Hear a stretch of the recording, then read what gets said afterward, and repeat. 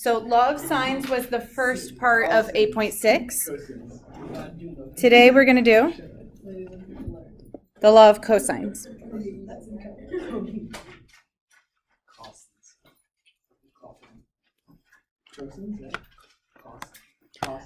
So one of the things when we solve a triangle, and just by the way, law of sines, you don't need a right triangle. Same for law of cosines. You do not need. Is this the last thing? Yep. So you do not need a right triangle.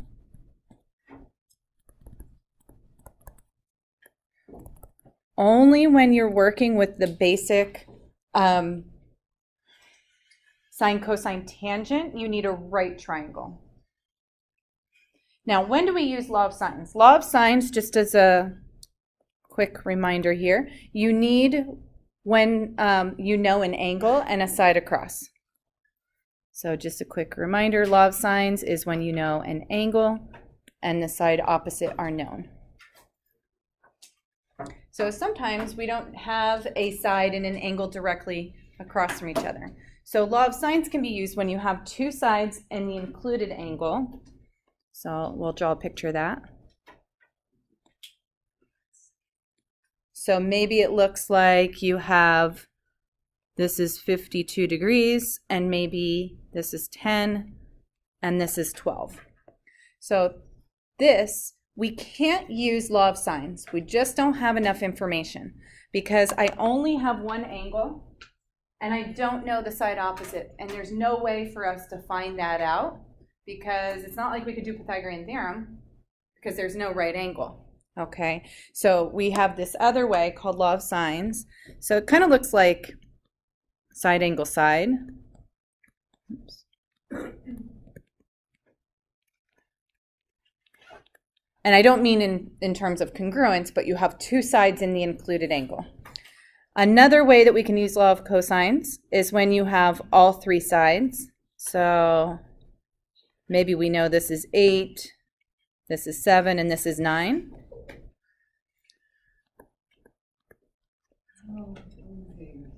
So you can't use cosine for that. No, we're going to be using. Are you going to be using cosine for these two? Okay, it's called law of cosine. So it's not just finding the cosine of something. If I was just finding the cosine of something, I would need a right triangle. These are special theorems. So, okay, for example, when we did law of sines yesterday, right, I would give you, let's see, maybe I would give you a triangle and I would say, oh, this is 65 degrees, this is 10, and then I would say this is 12, and maybe this is X, right? So the way law of sines works is I have to have an angle and a side opposite that are known. So I could say sine of 65 degrees over 10 equals sine of X over 12. But I can't use just traditional sine, cosine, and tangent. Does that make sense? So this would be used, so here we would use law of sines, but that might not be the information that I'm given. Okay? What if I don't have a side and an angle directly across from each other? Well, there's another way to find it, and that is law of cosines. Okay, now I'm going to show you there are 3 equations. You really just need to know one. Okay, if you look at, let's say you have 3 sides, A, B, and C. Okay, so we have A squared equals B squared plus C squared minus 2BC times the cosine of A. And I'll show you how we determine which variable we're going to be solving for. It looks very complicated. I promise you it's not as complicated as it looks at first. And just a quick note, whenever we're given side, side, side, we always want to let C equal the largest side.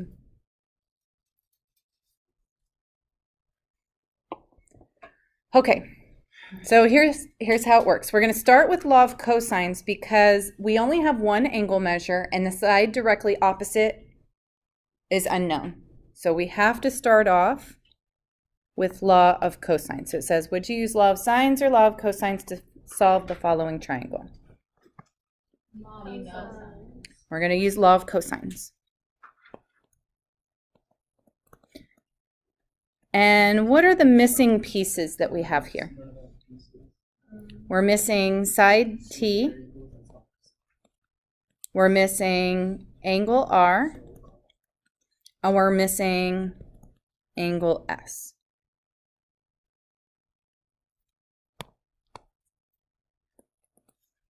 Now, we only have one angle measure, right? That's 38 degrees. So take a look at like the first formula that I highlighted here. Notice this lowercase letter went with whichever angle I was using. Okay, so the lowercase a means that I'm working with angle A. So here I have angle T, so that's going to correspond with lowercase t. Do you understand what I'm saying? So it's going to be, I'm going to write out the formula in terms of the letters that I have here. So I have t squared is going to be r squared plus s squared. So again, basically the way I know I'm solving for t squared is because that is the angle that I know. These two letters always have to match. One is just referring to the angle, one is referring to the opposite side. So t squared equals the other two sides added together squared minus, now if we follow that same pattern, it's going to be 2rs times the cosine of t. I'm just taking this formula and applying it to the letters that I have in this new triangle. That's all. Okay. So do I have all that information? Everything but t squared, right? So I have 11 squared plus 10 squared minus 2 times 11 times 10 times the cosine of 38 degrees.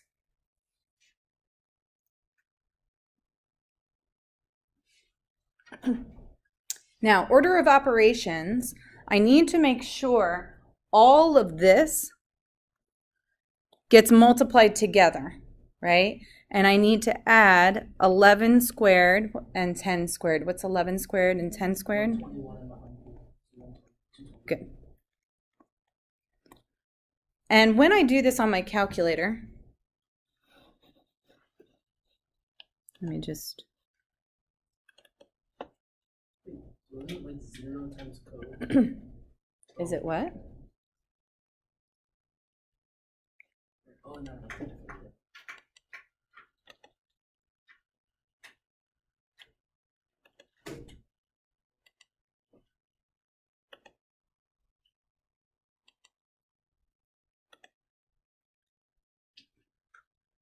Sorry, my...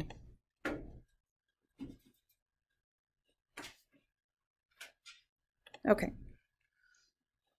So how could we plug this into...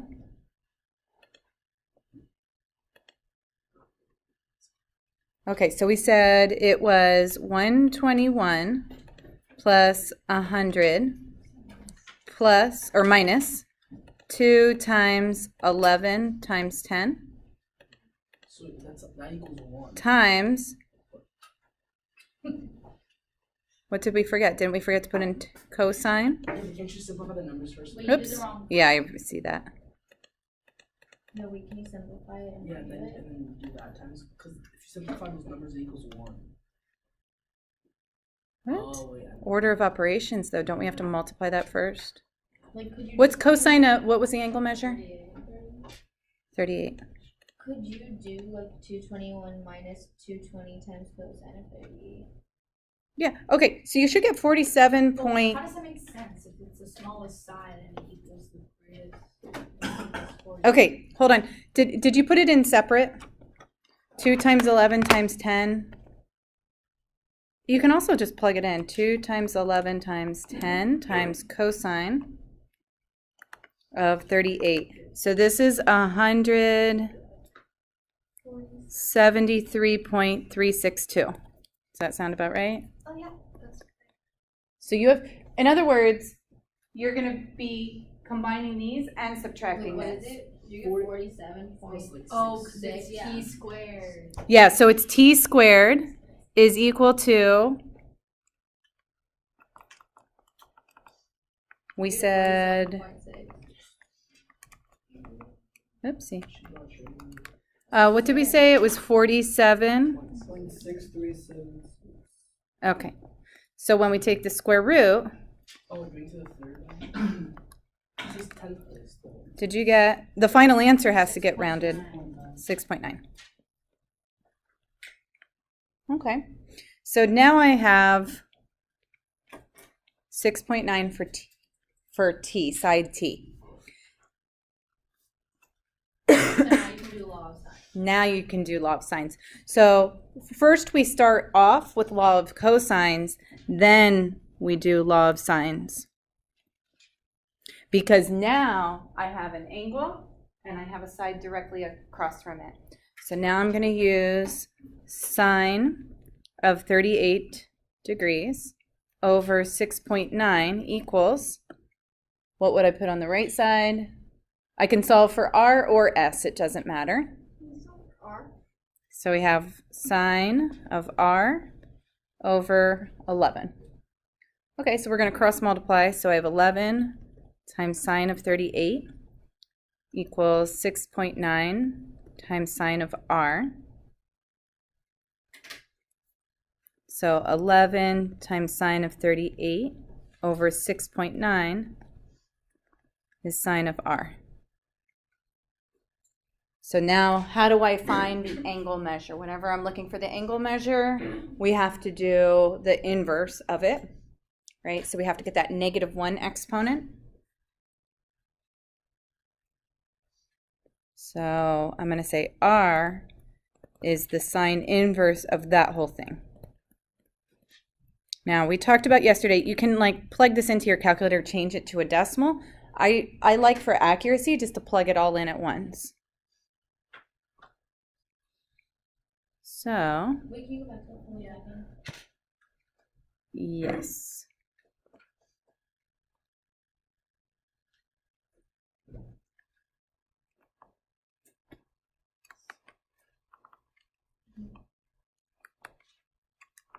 You can go back. Oh, you got it?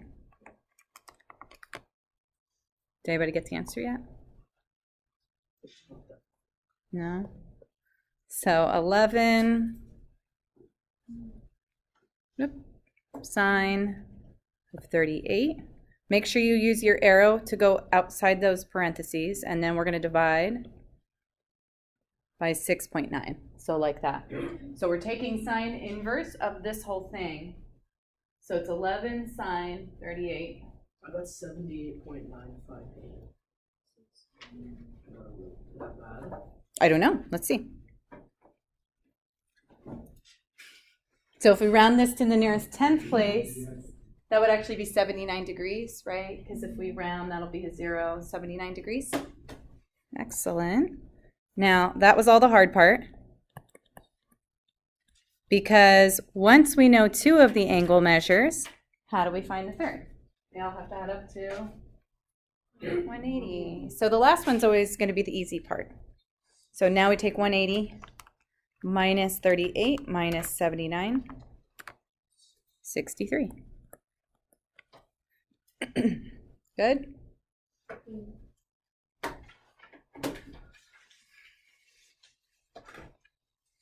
So sometimes we have to start off the problem using law of cosines, but then we finish it up with law of sines.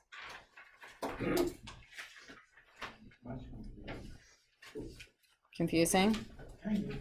All right, well, this is all we have. This is the lesson today, so we'll try another example. Now, again, we don't know what kind of special triangle or what it looks like, so I'm just going to draw H, J, K, and then I'm just going to label the lowercase letters directly opposite. And we know J is 44, H is 54, and the measure of angle H is 23. Now, this one, we want to ask ourselves, are we using law of cosines or law of sines to solve this one? First. This one, we're going to use law of sines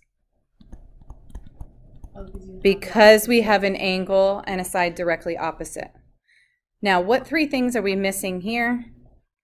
We're missing angle J, right? Line K. Angle K. And line. Okay, so what do we have? Sine of 23 over 54.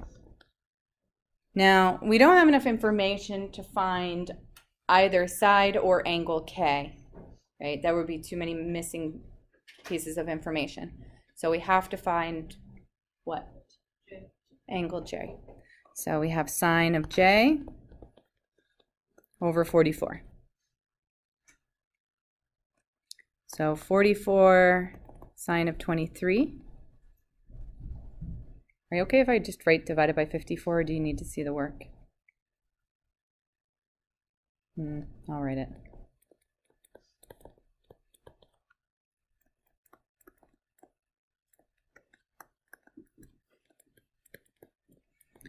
And how do we isolate J? How do we solve for the angle? The inverse. We got to do the inverse. So we're going to do sine inverse of that whole thing.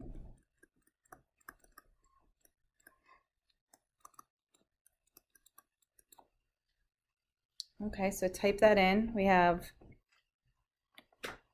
sine inverse 44 sine of 23 divided by 54. And by the way, when you type it in, you don't have to put times sine. Your calculator will automatically count that as a multiplication. I don't know if I mentioned that yesterday. Did I say that? You were listening. Nice. 18.6. And this is actually a degree, right? This is an angle measure. Which means angle K, well, if angle J is here, we can find angle K, right? That's the next part. So 180 minus 23 minus 18.6. So although my picture doesn't look like it, 138. yeah, it's an obtuse. So this is 138.4. And now how do we find side K? You do the thing we did then. The law of sines again, right? So, okay. So sine of 23 over 54 equals sine of 138.4 over K.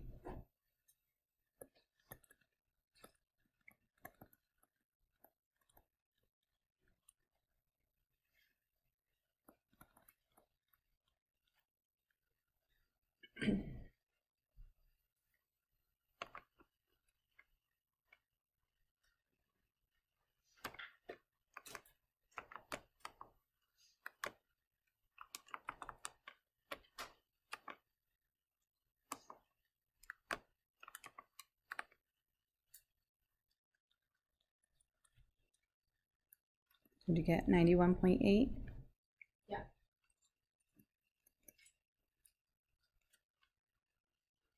And that's the length of the side, so we don't need to put the degree sign.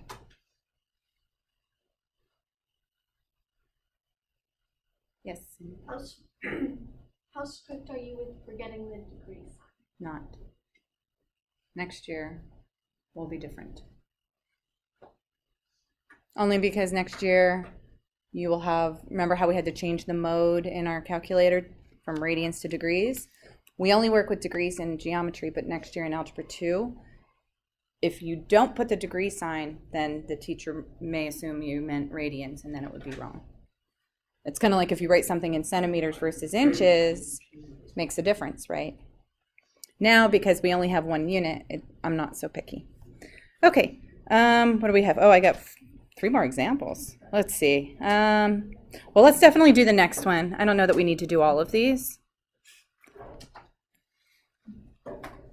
Yeah, we should do I think just one more example, and then if you guys want, you can have the rest of the time to work on homework. I mean, because the next two are just going to be repeats of the same law. Do you want, I can put the solutions in, and then you can check if you want. Okay, so this one, this one's going to be law of cosines. All right. I'm going to write down the one formula that you should know. This, I'm going to write it down. The a squared equals b squared plus c squared minus 2, oops, bc times the cosine of a. I don't like this. Well, it almost looks like Pythagorean in some regards. It's like you have your a squared, your b squared, c squared. It's just the equal sign is in the wrong place. What you would think. And there's another thing. Oh yeah, and the minus 2bc cosine a. It's okay. Use it a few times. You'll get used to it. Make a song. Go for it.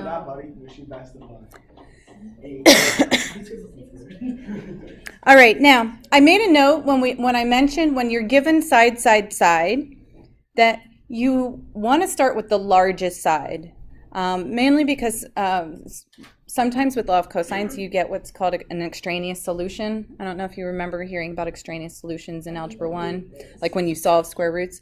So we're always going to start with the largest side. So what it is, so we're going to put 22 squared here, and then 16 squared plus 13 squared.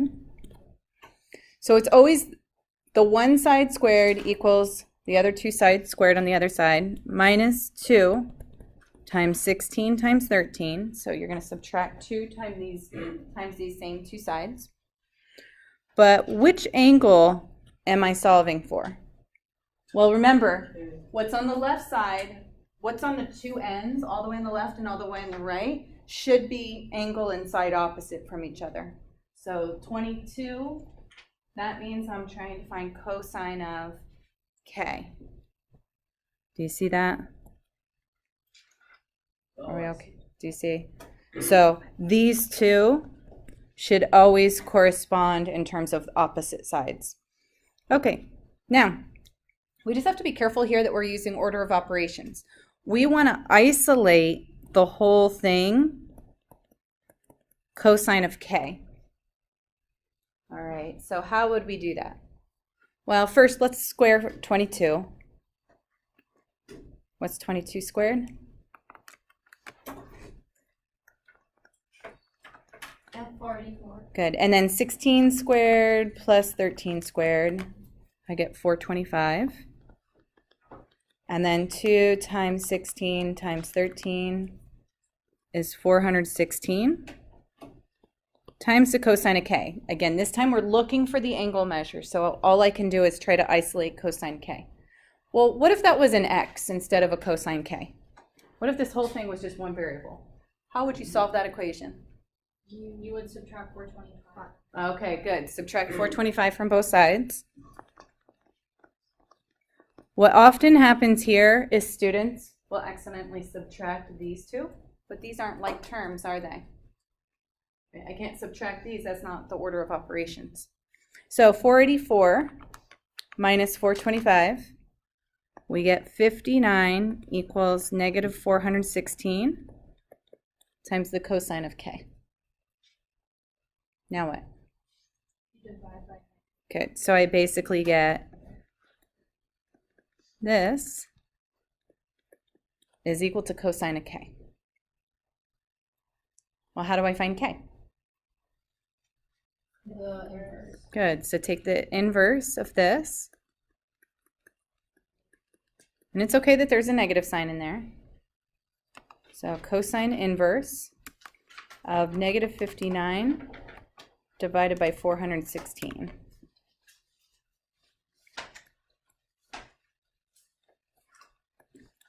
Oh, I didn't write down what we were missing, but there, 98.2 degrees. Yeah.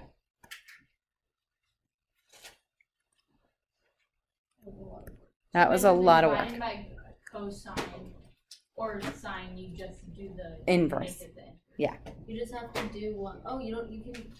Can't you use law of sines? Now we go back to law of sines. We don't want to have to use law of cosines, although it's nice, it always works. Law of sines is a lot easier, right? Multiplying proportions.